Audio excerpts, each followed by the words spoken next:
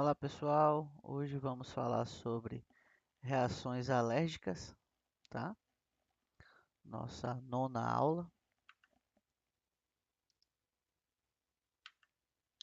Então, alergia é uma resposta inapropriada e, em geral, prejudicial do sistema imunológico perante a um estímulo, tá? Podemos definir a alergia como um distúrbio do sistema imunológico.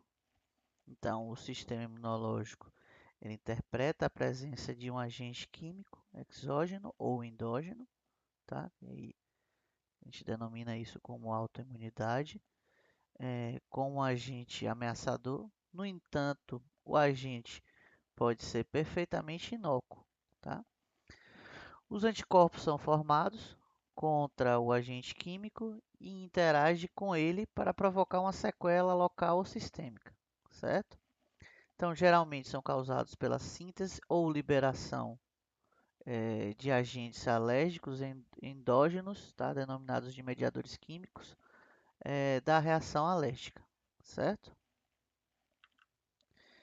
E aí a gente tem as classificações das reações alérgicas, né? Então, as reações alérgicas ela podem ser classificadas de acordo, né, com o mecanismo imunológico envolvido, o tempo da sequência da reação alérgica, tá? Os órgãos envolvidos, como a reação alérgica, tá? A gente tem essa tabela, né? Ela vai explicar os tipos, né, de reação que a gente pode ocorrer. Elas são classificadas em tipo 1, 2 e 3 e 4, tá? A tipo 1, né? Na primeira exposição ao alérgeno, né, a gente vai ter uma sensibilização, né, o que causa uma produção de imunoglobulina E, que é o IgE, tá, pelos linfócitos. Esse anticorpo, que é o IgE, ligam-se às células, que são os mastócitos e bastófilos, tá?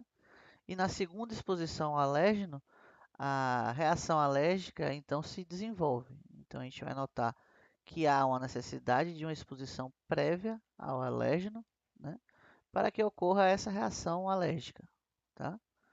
E na exposição subsequente, né, se desenvolvida, né, a hipersensibilidade e a alergia. Então, essa reação do tipo 1 ela é mediada pelo IgE e é uma reação anafilática, tá? Aí a gente vai ter o tipo 2, são reações mediadas pelo IgE ou IgM, né, que geralmente elas envolvem alguns tipos de discrasias sanguíneas, tá? Então a gente vai ter a anemia hemolítica, a granulocitose, trombocitopenia, anemia aplásica vascular, tá? O tempo dela é variável, certo? A gente tem as de tipo 3, que são as reações dos complexos imunes, né? São mediadas também pelo IgG e IgM, induz a ativação do complemento C3A e C5A, e geralmente nas paredes dos vasos sanguíneos ou nas células basais, né? Então, a ativação do complemento ela vai resultar em uma quimiotaxia das células brancas e a localização e liberação de mediadores, tá? Então, as reações do tipo 3 elas vão resultar de uma microprecipitação em pequenos vasos sanguíneos e manifestam-se como, por exemplo, né, com febre, urticária, vasculite, glomerulonefrite, tá?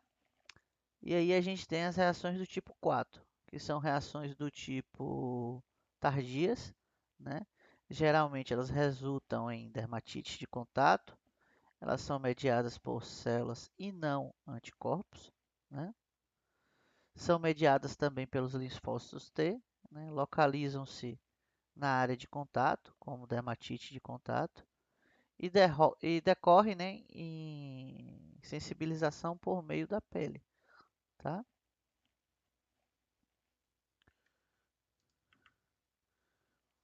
Então, a resposta do hospedeiro à alergia a medicamentos. Então, os órgãos envolvidos, né, são os órgãos-alvos. na reação alérgica a medicamento podem ser variadas em função das substâncias envolvidas nas reações alérgicas, tipo 1 e tipo 4. Né? Algumas são propensas a induzir certas reações, de acordo com a classificação Gell-Combs, tá?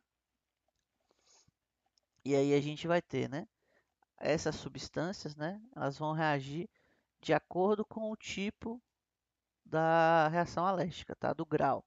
Então, no tipo 1 a gente vai ter penicilinas, que é sulfodaminas, né?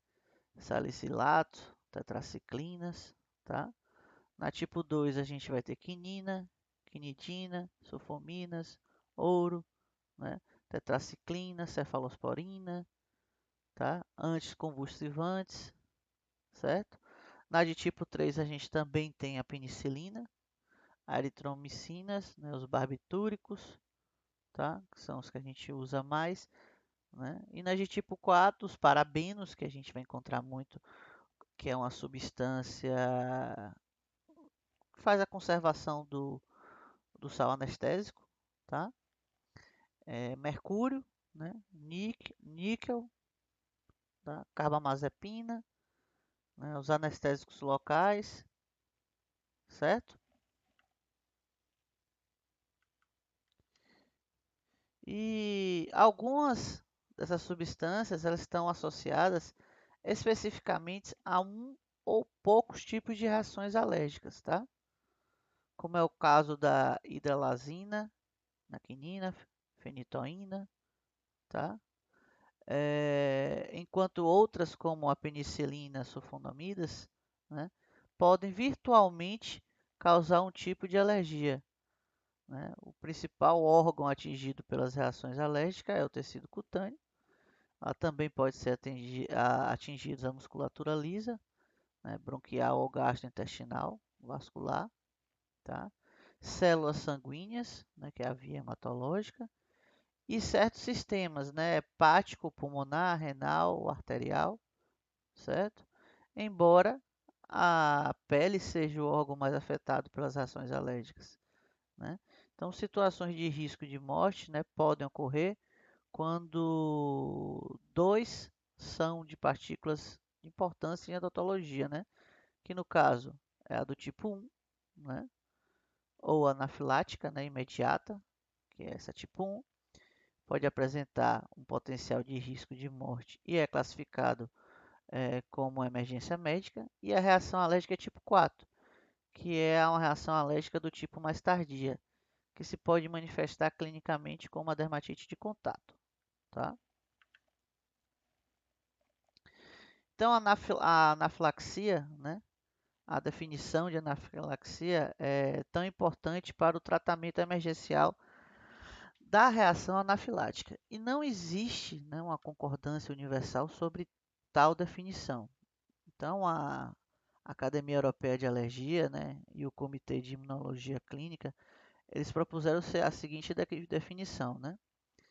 Então, a anafilaxia é uma reação de hipersensibilidade severa com risco de morte generalizada, tá? Ou sistêmica, caracterizada pelo rápido desenvolvimento de sintomas nas vias aéreas, que é o Harry, na respiração, que é o breathing, e na circulação, que é o circulation, né? Nos algoritmos A, B e C. Então, esses problemas geralmente estão associados a mudanças na pele e mucosa, certo? Então, a verdadeira reação anafilática ela é mediada pelo imunoglobulina IgE, tá? As reações anafilactoides, né, ou pseudo-anafilácticas, tá? São aquelas que produzem um quadro semelhante a uma reação anafilática, mas não são mediadas por IgE. Então, essas reações anafiláticas são frequentemente situações que envolvem risco de morte e quase sempre são inesperadas, tá? Então, mesmo que inicialmente os sintomas se apresentem leves ou moderados, a reação apresenta um grande potencial para a progressão e pode resultar em um quadro severo e irreversível. Tá? Demora ou atraso do reconhecimento e o controle iniciais dos sistemas e sintomas, dos sinais e sintomas, desculpa, podem resultar em fatalidade em função da obstrução das vias aéreas, tá? No caso edema, e do colapso vascular, tá? Então, esses eventos fisiológicos, eles podem resultar em alguns dos sintomas clássicos da anafilaxia, né? Que é aquela sensação de calor, que é o rubor, né? Urticária, angioderma, purido, broncoespasmo, né? Estreitamento que é o broncoespasmo, que é o estreitamento da luz bronquial, tá? Edema de laringe, cólicas abdominais com náuseas, vômitos e diarreia, tá? Então, os pacientes frequentemente descrevem a sensação de morte iminente, tá?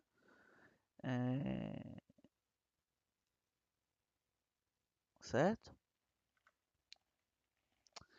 E aí a gente tem a mortalidade, né? Então, o prognóstico da anafilaxia em geral é bom, né?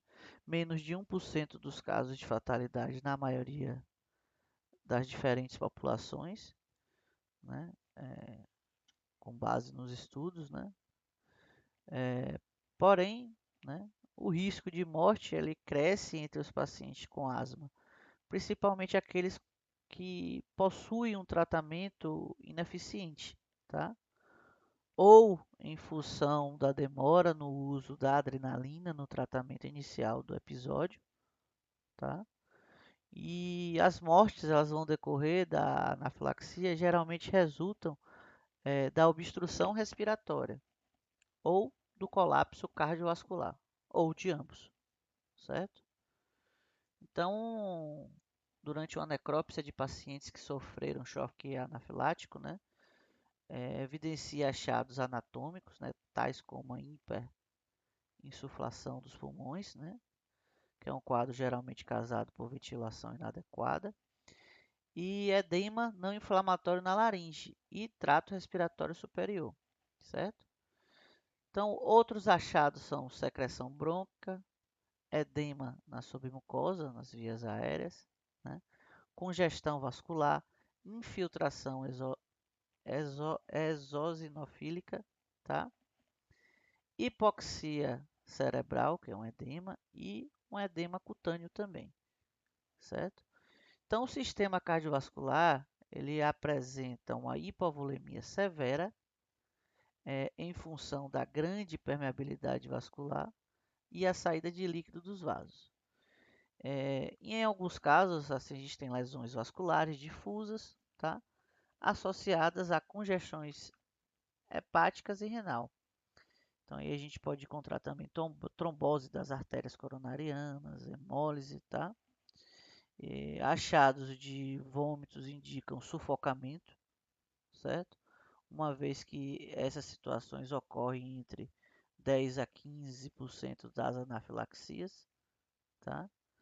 Os achados laboratoriais incluem triptase, né, que é uma proteína contida dentro dos mastócitos, né?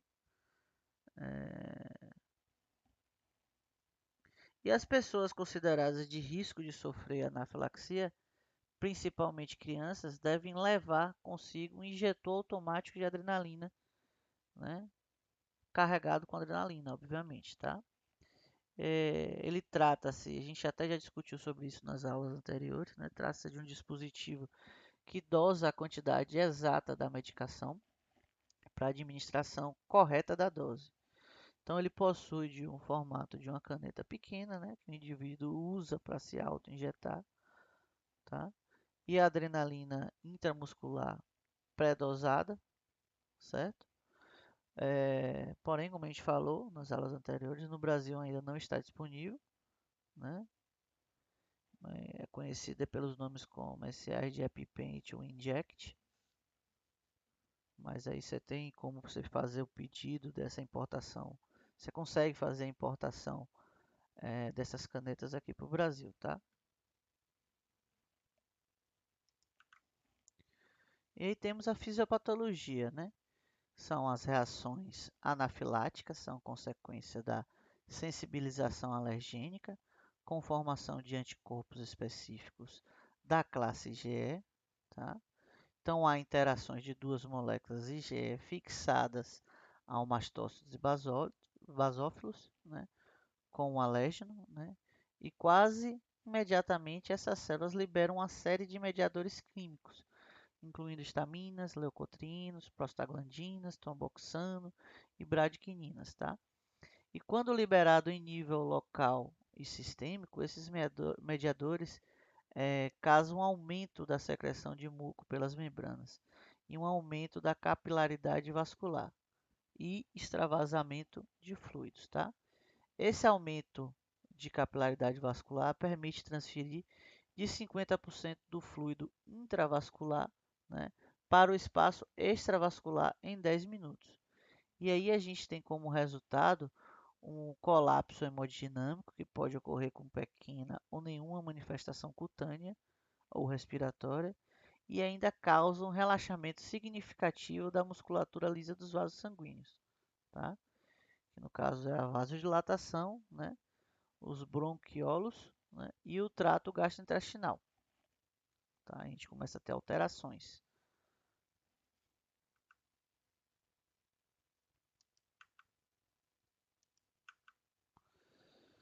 Então, qualquer antígeno tem capacidade de ativação do mecanismo da IgE e pode ser o gatilho para uma reação anafilática. Em termos etiológicos, as pesquisas elas geralmente listam categorias como agentes farmacológicos, alimentos, picadas de inseto e o próprio látex que a gente usa no consultório da gente, tá? O agente antígeno não pode ser identificado em cerca de 5% dos casos, tá? Uma síndrome clínica idêntica à anafilaxia, porém não mediada por IgE, é conhecido como anafilaxia não alérgica ou uma reação anafilactoide, tá? E pode ocorrer na primeira exposição ao agente e não necessita, né, de um período de sensibilização, certo?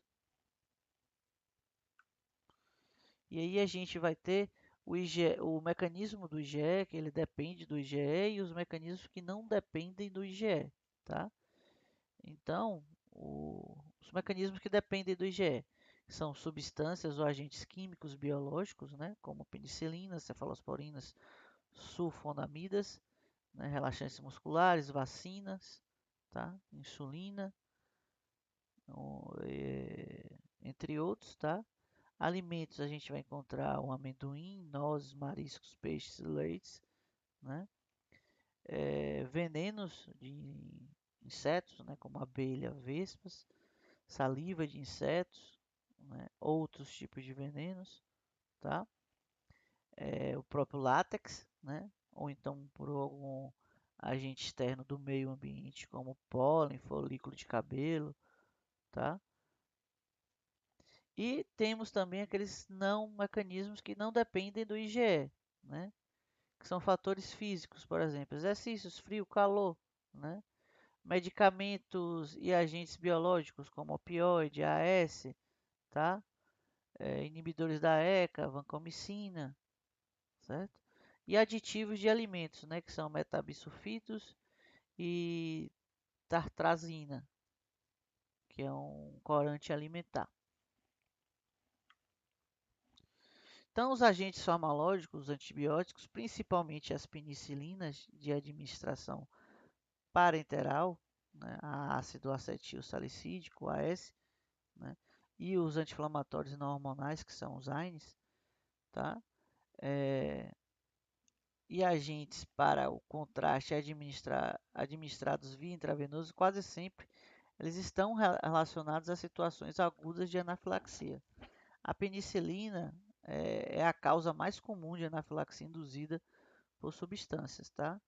A gente tem cerca aí de 29 a 65% dos pacientes, né, portadores do HIV, né, soropositivos, são alérgicos a sulfas. Então é importante a gente saber isso. E se a gente for receitar medicamentos à base de sulfa, né, isso aí é de constar lá na ficha de anamnese do paciente, né? Então, se você sabe que esse paciente ele é portador, é um soro positivo do HIV, né? Então a gente vai evitar medicamentos à base de sulfas, tá? O AS e os AINES e o agente de contraste de administração intravenosa são medicamentos mais associados com anafilaxia, tá? E com envolvimento, né, de risco de morte, certo? Alimentos, né? Então, a anafilaxia para alimentos é a líder de causa de reações anafiláticas, né? De longe. Então, a alergia aos alimentos afeta de 6% das crianças pequenas e 3 ou 4% da população adulta em geral, tá? Das anafilaxias com fatalidades, né, causadas por alimentos, a maioria é por amendoim, de 50 a 62%, né? Ou de fruto de casca rija, por exemplo, amêndoas, nozes, castanha do Pará, castanha de caju, avelã, né? A gente também tem um percentual alto de pessoas que são alérgicas aos crustáceos, né? Como caranguejo, como lagosta, camarão, tá? Que mais? Outros alimentos também são importantes, né? Como esses peixes, sementes, leite, frutas, né? E geralmente o mecanismo de reação mais frequente são os broncoespasmos e asfixia, certo? Então, as picadas de insetos, né, é uma anafilaxia fatal há tempos, é relacionada a picadas desses himenópteros, né, que é o maior grupo de insetos que compreende vespas, abelhas, formigas e vespas. Tá? Então, a anafilaxia fatal pode se desenvolver quando o indivíduo foi picado anteriormente e desenvolveu esse IgE, e aí ele é picado novamente. Tá? Então, a reação fatal ocorre de 10 a 15 minutos e o colapso vascular é o mecanismo mais frequente nesses casos, certo? Paciente com risco de alergia a insetos, né, por prevenção, né, quando em campos abertos, em florestas, né, devem evitar caminhar na vegetação, nessa vegetação mais fechada, certo? Utilizar roupas claras, né? Dar preferência às roupas brancas, né, que chamem menos atenção, ou de cor natural, tá? De mangas compridas também. Evitar o uso de perfume, colônias, né, sprays de cabelos, né, que geralmente algumas desses cosméticos, né, possuem algum tipo de feromônio que pode vir a atrair esses tipos de insetos, tá? A gente tem também o látex, né, que é a borracha natural, que é extraída da seiva da seringueira, né? É uma mistura complexa, né, de polisopreno, lipídios, fosfolipídios e proteínas. E o agente alergênico mais importante parece ser a proteína do látex, tá? Indivíduos com espinha bífida, eles apresentam a alta incidência de alergia ao látex, certo? Então, mais de 73% das crianças e adolescentes com espinha bífida apresentam um certo tipo de sensibilidade ao látex. Né? Então, a American Academy of Allergy e Asthma and Immunology relata 220 casos de anafilaxia induzida por látex, né? Resultando em 3 mortes, certo? Então, recomenda que esses pacientes sejam tratados desde o seu nascimento, como se fossem alérgicos ao látex, né? E devem usar, né, um bracelete de alerta médico, né? Como a alergia e o tipo do alérgeno, tá? E além de carregar consigo essa adrenalina ali autoinjetável, tá? É, temos também o risco de profissionais de saúde da área médica, né, como na odontologia, ela podem desenvolver uma alergia ocupacional pelo uso da luva de látex, né? E os fatores de risco adicionais à alergia ao látex são histórias de atopia, né? Então são pacientes atópicos, né?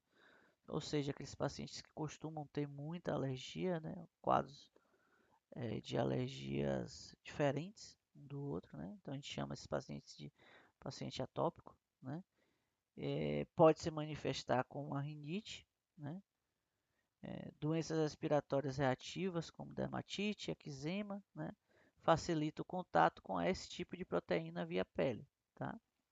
A alergia é determinada com alimentos como abacate, kiwi, banana, castanha, né? Então a gente tem uma relação com esse tipo de medicamento, tá? E pela alta taxa de reação cruzada com o látex. Então, se você for alérgico a essas frutas que eu citei, então você tem uma alta taxa de reação cruzada ao látex, certo? Classificação da severidade da anafilaxia. Então, não existe um consenso internacional quanto à definição, tá, que precisa da anafilaxia. Nenhum acordo quanto ao grau, tá, que é o sistema de classificação validado. Então, é provável e padronizado que se possa relacionar com os achados clínicos da anafilaxia, condizente com a severidade, urgência e o tratamento ou resultados.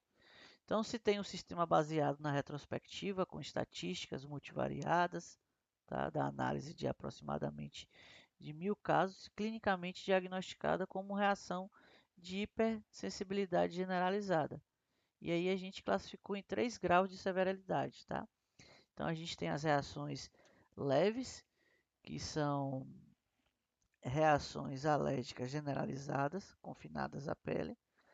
Então, temos reações moderadas e severas, que envolvem diversos órgãos ou sistemas, estão vinculadas à necessidade de administração de adrenalina e representam a verdadeira reação anafilática, tá? De acordo com os critérios do National Institute of Allergy and Infectious Diseases, né? A gente tem esses dados, certo?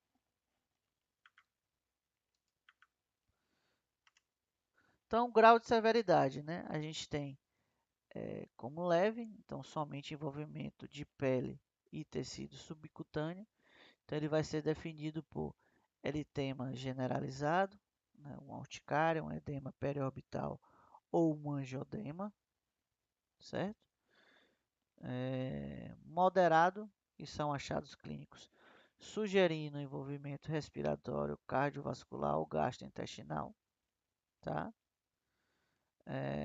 Teremos também, né, definida por, né, dispneia, estridor, sibilância, náuseas, vômitos, tonturas, né, aquela sensação de aperto na garganta, dores abdominais, tá? E temos a severa ou grave, né, que pode evoluir com uma hipóxia, uma hipotensão e um comprometimento neurológico, tá? Então a gente tem a cianose, hipotensão, né? Sistólica, a gente tem confusão mental, colapso, inconsciência e incontinência, tá? Então, a velocidade do surgimento dos sintomas ela está relacionada ao mecanismo da exposição e à severidade da reação, tá?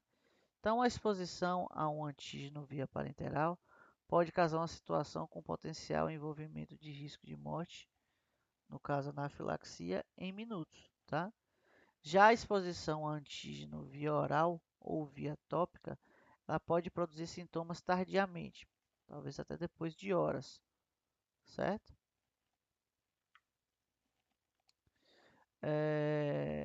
Tecido cutâneo e suas reações alérgicas generalizadas, né?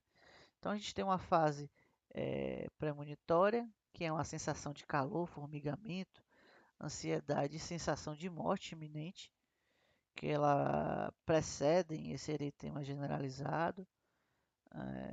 Vamos achar achados clínicos como urticária, com purido ou um angiodema do pescoço, face, lábios e línguas, né? Rinorreia, uma hiperemia conjuntival e um lacrimejamento geralmente são sintomas do que se manifestam, tá? Dos pacientes que sofrem anafilaxia, 89% apresentam sinais cutâneos, o que auxilia no diagnóstico imediato, tá? Isso aí facilita o nosso diagnóstico. Então, o desenvolvimento da anafilaxia sem o envolvimento da pele parece ser mais frequente em crianças, nas quais com esses comprometimentos respiratórios ele é mais evidente, tá? Então, aí a gente tem as reações sistêmicas. A marca oficial da anafilaxia é a precipitação de disfunção em múltiplos órgãos, né, com envolvimento dos sistemas respiratórios, cardiovascular, neurológico e gastrointestinal. Essas manifestações respiratórias têm uma sensação de aperto na garganta e tosse, ela podem preceder o crítico desconforto respiratório em função do edema na orofaringe ou na laringe, tá? Com dispneia e rouquidão. Então a gente tem um estridor e mesmo a afonia ou broncoespasmos com taquipneia e sibilância. E aí temos uma hipóxia com a saturação de oxigênio menor que 92% de oxímetro de pulso, o que mostra uma necessidade de intervenção imediata, tá? Temos também manifestações no sistema cardiovascular e neurológico, com uma sensação de tontura, uma sensação prestes a desmaio, sudorese, incontinência, síncope, tá? Ou coma podem preceder o colapso cardiovascular com taquicardia, anunciando uma anafilaxia severa ou grave. Então, essas arritmias em geral são benignas, isto é, com ritmos supraventriculares, particularmente em crianças, tá? Mas elas podem progredir para uma situação de ausência de pulso, uma ausência de pulso palpável, indicando a necessidade imediata de iniciar uma ressuscitação cardiopulmonar, tá? Então, as manifestações gastrointestinais, dificuldades ou dores durante a deglutição, náuseas, vômitos, diarreia e cólicas abdominais podem estar associadas às reações severas e graves, tá? Embora esses sintomas quase sempre sejam ofuscados por sintomas mais importantes e imediatos, né? E que, no caso, ela apresenta um potencial, digamos, de malignidade maior, né? Com envolvimento do risco de morte do ABC. Então acaba que esses sintomas gastrointestinais eles ficam mais em segundo plano, certo? Então o diagnóstico da anafilaxia, né? Como é que a gente vai fazer? Então a gente vai sempre observar os sinais e sintomas da anafilaxia, como ela vai se desenvolver e o mais rápido possível, né? Em geral, em minutos após a exposição do alérgeno, né? A reação se processa rapidamente pela pele, que sofre alterações. Ocorre em situações que envolvem risco de morte, por exemplo, se as vias aéreas e ou respiração e ou circulação, tá? E aí a gente tem que analisar aquele ABC, né? Essas reações em geral são inesperadas. Há uma dificuldade em apresentar um diagnóstico por causa da severidade dos sintomas e dos possíveis sintomas, tá? Então a gente tem, né, a progressão dos sintomas da anafilaxia, né? Então geralmente ela tem um início e progressão rápidos dos sintomas, né? Problema que envolve situações de risco de morte, né? Como por exemplo vias aéreas e ou respiração ou circulação, certo? Edema das vias aéreas, por exemplo, um inchaço de língua, garganta, edema de faringe, laringe. O paciente apresenta dificuldade de respirar e deglutir, tá? Sente aquele fechamento na garganta, né? No algoritmo B a gente tem a diminuição da respiração, que é o breath rate, né? Então, aumento da frequência respiratória, né? Uma confusão mental causada pela falta do oxigênio, né? E geralmente é um dos últimos sinais, e um dos últimos sinais é a parada respiratória, tá? Os sinais de choque, né, que é a palidez, sudorese, aumenta, que é o circulation, né? Aumenta a frequência cardíaca, o pulso, taquicardia, hipotensão, a sensação de desmaio iminente, né? Colapso da diminuição do nível de consciência ou perda da consciência, tá? E até levando à parada cardíaca. E aí a gente tem também alterações na pele ou mucosas, como rubor e prurido, tá? Então, qual o critério clínico para o diagnóstico dessa anafilaxia aguda, né? Então, nos Estados Unidos, né, o Instituto Nacional de Alergia e Doenças Infecciosas, né, propôs um novo critério para diagnóstico de anafilaxia, proporcionando aos médicos e cirurgiões dentistas e profissionais da área de saúde uma interpretação simplificada para a rápida obtenção do diagnóstico de anafilaxia. Tá? Esses critérios, né, a gente pode observar neste quadro, não fica ressaltado apenas o diagnóstico rápido, isto é, o reconhecimento da anafilaxia. Então, é muito provável que facilite e ajude o profissional de saúde a ensinar e a facilitar o aprendizado, né? Nesse sentido de melhorar e reconhecer o reconhecimento do diagnóstico de anafilaxia. Então, tradicionalmente, essa anafilaxia refere a reações alérgicas que envolvam risco de morte em adultos e crianças e que necessitam de tratamento imediato, tais como comprometimento respiratório ou choque. E como manifestação do quadro de hipotensão ou sinais de hipoperfusão do órgão crítico, certo? Porém, existe um grande consenso de que a anafilaxia é uma reação alérgica sistêmica que tipicamente envolve mais de um órgão ou sistema, mas raramente se apresenta apenas como comprometimento cardiovascular, certo? Então, a seguir, a gente vai observar aqui os critérios, né, de reconhecimento da anafilaxia, né? Então, a gente tem o início agudo da doença, né? Ela pode ser em minutos ou horas, com envolvimento de pele, mucosa ou ambos, né? Por exemplo, urticária generalizada, coceiras ou vermelhidão, inchaço dos lábios, língua e uva, né? E ao menos um desses itens a seguir, do A ou B, eles devem estar presentes, tá? Como, por exemplo, comprometimento respiratório, dispneia, broncoespasmo, estridor, diminuição do fluxo respiratório e hipoxemia, tá? No B, redução da pressão arterial ou disfunção do órgão, com desfechos cardiovasculares, como a hipotonia, né, que é um colapso, né, síncope ou incontinência, certo?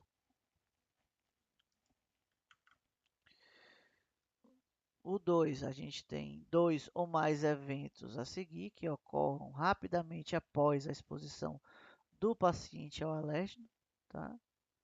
Então ele vai variar em minutos, também em horas. Tem o envolvimento da pele ou mucosas, urticárias generalizadas, né? Vermelhidão, coceiras, edemas ou inchaço dos lábios, língua e úvula, tá?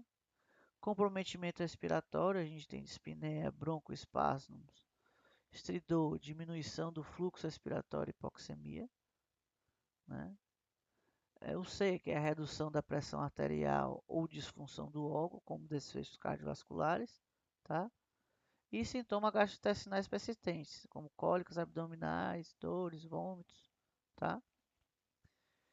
Então, a redução da pressão arterial após a exposição ao alergeno também é conhecido para esses pacientes, como bebês e crianças, que é a pressão sistólica baixa, ou idade superior, né, a 30% da redução da pressão arterial sistólica. Em adultos, a pressão arterial sistólica abaixo de 90 milímetros de mercúrio, tá? ou redução maior do que 30% da pressão arterial basal desse paciente, certo? Então, diagnóstico diferencial, né? Então, há uma relação temporal entre o contato com o agente suspeito e o início dos sintomas, ou seja, o início rápido do aparecimento dos sintomas geralmente facilita o diagnóstico. Então, as reações alérgicas que acometem um único órgão ou as reações que não apresentam relação aparente, né, com o agente são, são as que têm relação com outras entidades, tá? Como, por exemplo, a síndrome clínica, que mais se assemelha com a anafilaxia, é a síncope vasovagal, tá? Secundária ao estresse ou à dor repentina inesperada em ambiente odontológico. E na maioria das vezes, durante ou logo após a administração do anestésico, certo? Então, porém, em poucos aspectos, a síncope ela vai se assemelhar com a anafilaxia. Ela vai se assemelhar no que diz respeito à perda da consciência. Na síncope, os sintomas são de palidez, bradicardia, ao contrário das reações alérgicas, em que pode ocorrer uma perda de consciência rápida, porém com rubor e taquicardia, e consequentemente hipotensão, além das manifestações cutâneas típicas de anafilaxia que não ocorrem na síncope. Tá? Outros quadros são também parecidos com a anafilaxia, como reações de superdosagem de anestésicos locais, mas no entanto esses sintomas são diferentes. Depois eles incluem tonturas, tremores musculares, né? Diplopia, bradicardia em função de largas doses de anestésicos locais ou uma injeção inadvertidamente intravascular. Tá?